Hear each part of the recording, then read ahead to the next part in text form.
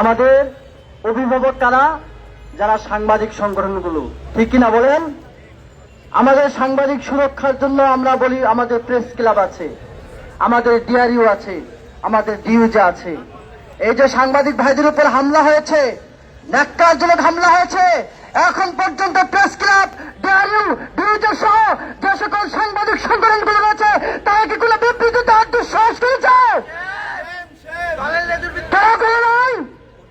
তারা কিসের সংগঠন চালায়? তারা কি দলের সংগঠন চালায় নাকি সাংবাদিকদের সংগঠন? আমরা দেখতে চাই তারা কি ভূমিকা রাখে। আজকে লজ্জার, আজকে যে সাংবাদিকরা আজকে লোন মেরে ফেলে দেওয়া হয়েছে, সেই সাংবাদিক যে একদিন প্রেস ক্লাবের সভাপতি হবে না তার কোন নিশ্চয়তা আছে? সেই তো হতে পারে একদিন প্রেস ক্লাবের সভাপতি, তাই না? আপনারা কাকে সদস্য বানাবেন?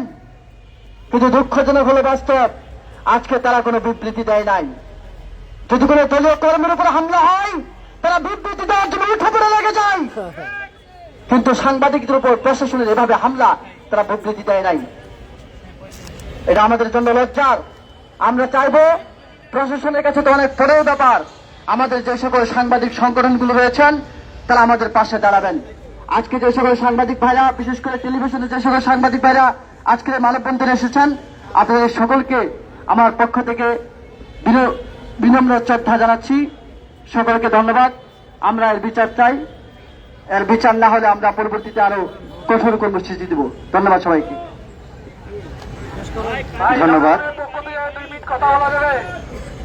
সম্মানিত গণমাধ্যম কর্মীরা, আমরা একদম শেষ, আমাদের শুধু একজন বক্তা রয়েছেন, তার আগে বলতে চাই আমরা আসলে এই রাষ্ট্রের কাছে বেশি কিছু চাই না। আমরা গণমাধ্যম কর্মী, আমাদের কাজ তথ্য সংগ্রহ করা এবং সেটি প্রচার করা। আমরা আমাদের পেশাদারিত্বের জায়গা থেকে আমরা আমাদের কাজের যে স্বাধীনতা সেটি চাই, এবং রাষ্ট্রের কাছে কাজ করতে গিয়ে আমাদের যে নিরাপত্তা, সে নিরাপত্তা চাই।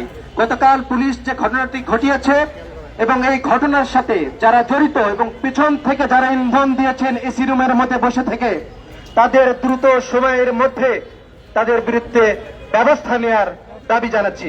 এ পর্যায়ে সমাবেশের শেষ বক্তা মাল্টিমিডিয়া রিপোর্টার অ্যাসোসিয়েশনের সভাপতি এবং যুগান্তর